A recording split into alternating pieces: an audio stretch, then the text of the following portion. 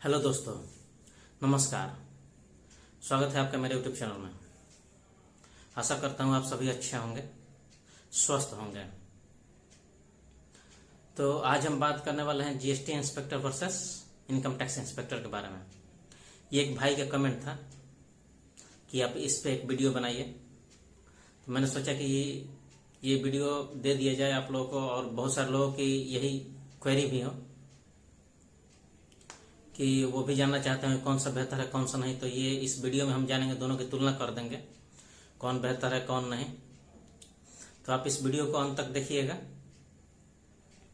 और इसमें यूटीएम के बारे में भी जानेंगे, अंदर टेबल मनी कहाँ क्या है क्या नहीं। चलिए शुरू करते हैं। अगर चैनल पर नए हो तो चैनल को सब्सक्राइब करिए और शेयर करिए अपने दोस्तों में भी। तो सबसे पहले हम बात करते हैं इनकी सैलरी के बारे में। तो एक जीएसटी इंस्पेक्टर और एक इनकम टैक्स इंस्पेक्टर, दोनों को सेम सैलरी मिलती है, शुरुआती सैलरी। इनके दोनों का ग्रेड पे 4600 है। इनको 7th पे कमीशन में लेवल 7 में रखा गया, पे मैट्रिक्स लेवल 7 में। तो सैलरी दोनों लोगों का सेम ही है। अब हम बात करते हैं प्रमोशन के बारे में। तो हम प्रमोशन को अलग अलग करके देंगे, पहले जीएसटी इंस्पेक्टर फिर इनकम टैक्स इंस्पेक्टर। तो पहले हम एक जीएसटी इंस्पेक्टर के प्रमोशन के बारे में जान लेते हैं कि वहां पे क्या है प्रमोशन, और पहले क्या थी और अब प्रमोशन के चांसेस क्या हैं। तो अब जो है जीएसटी इंस्पेक्टर एक अपने 2 साल के रेगुलर सर्विस के बाद सुपरिटेंडेंट पे प्रमोट किया जा सकता है। ऐसा नियम हो गया है अब कि जैसे ही वो 2 साल रेगुलर सर्विस करता है और सीट आगे जैसे ही खाली होती हैं तो उनको प्रमोट कर दिया जाएगा। 2 साल बाद मतलब इनका प्रमोशन कर दिया गया। पहले यही प्रमोशन जो था वो 8 साल में होता था, मतलब वो क्वालिफाइंग सर्विस था। तो पहले से प्रमोशन यहाँ पे अब फास्ट हो गई हैं। आपको मालूम हो कि एक जीएसटी इंस्पेक्टर पहले, मतलब ये नियम आने के पहले अधिकतर लोग जो थे वो इंस्पेक्टर से एक प्रमोशन लिए सुपरिटेंडेंट और उसके बाद रिटायर हो जाते थे। अधिकतर लोगों का यही था। अपवाद में ही कोई ऐसा होता था जो कि एससी बना। तो ये प्रमोशन का हाल पहले बहुत ही बदतर था जीएसटी में, एक्साइज इंस्पेक्टर में, दोनों एक ही है। तो ये रहा इनके प्रमोशन का अब का स्थिति। थोड़ा फास्ट होने के कारण हो सकता है अब ये एससी डीसी तक चले जाएं। तो ये हुआ एक जीएसटी इंस्पेक्टर का प्रमोशन। अब हम बात करते हैं एक इनकम टैक्स इंस्पेक्टर के प्रमोशन के बारे में। तो एक इनकम टैक्स इंस्पेक्टर का अगला प्रमोशन जो होता है वो आईटीओ में होता है, इनकम टैक्स ऑफिसर। और आईटीओ में प्रमोशन के लिए उनको 4 से 6 साल लग जाते हैं, और कहीं कहीं अगर सीट नहीं खाली हो तो ज्यादा भी टाइम लगता है, 4 साल, 8 साल, 10 साल, 7 साल, ऐसे मतलब टाइम लग सकता है अगर सीट आगे खाली नहीं है तो। और एक एक्साइज मतलब इनकम टैक्स इंस्पेक्टर जो है वो प्रमोशन से जेसी मतलब ज्वाइंट कमिश्नर एडीसी तक जा सकता है। जेसी एडीसी एडिशनल कमिश्नर तक प्रमोशन से जा सकते हैं अगर वो पहले ज्वाइन करते हैं तो यहाँ पे प्रमोशन की बात करें तो प्रमोशन इनकम टैक्स में बहुत ही बेहतर है।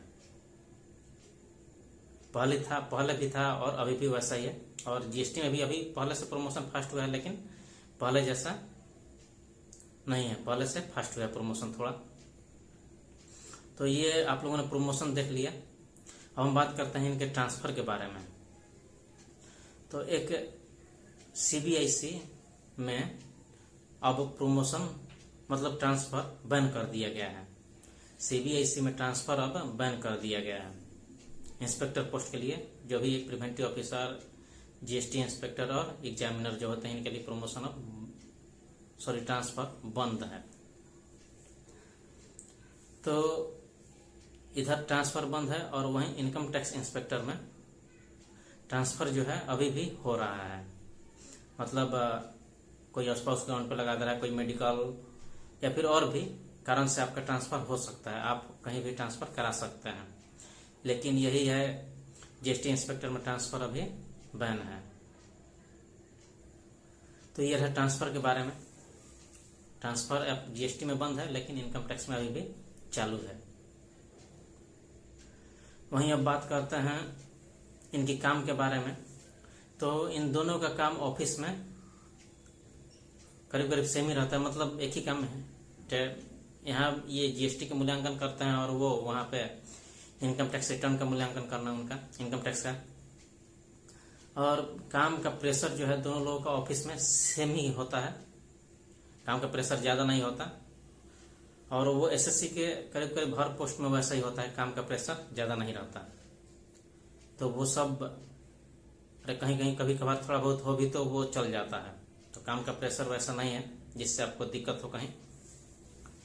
हम बात करते हैं अंडर द टेबल मनी के बारे में, जो एक लड़के का कमेंट था इनकम टैक्स इंस्पेक्टर में। कहीं आप जाके अगर वो वीडियो देखिएगा तो देख सकते हैं, मैंने उस भाई के मैसेज को ही पिन कर दिया है कमेंट को।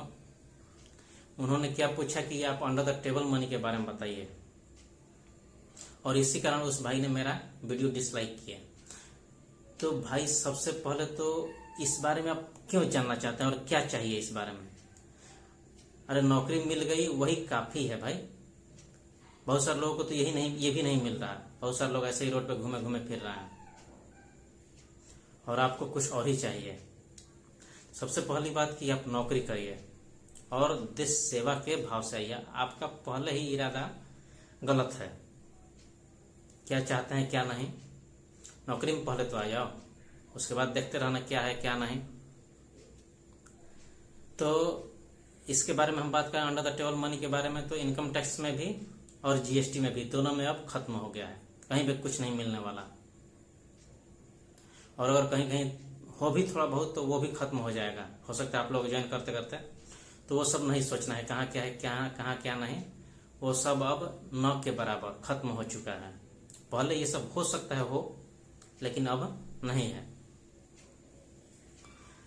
तो आप इसी भाव से आइए कि नौकरी करना है और देश सेवा के भाव से। और अगर वीडियो अच्छी लगे तो लाइक करिए और कमेंट करिए। धन्यवाद।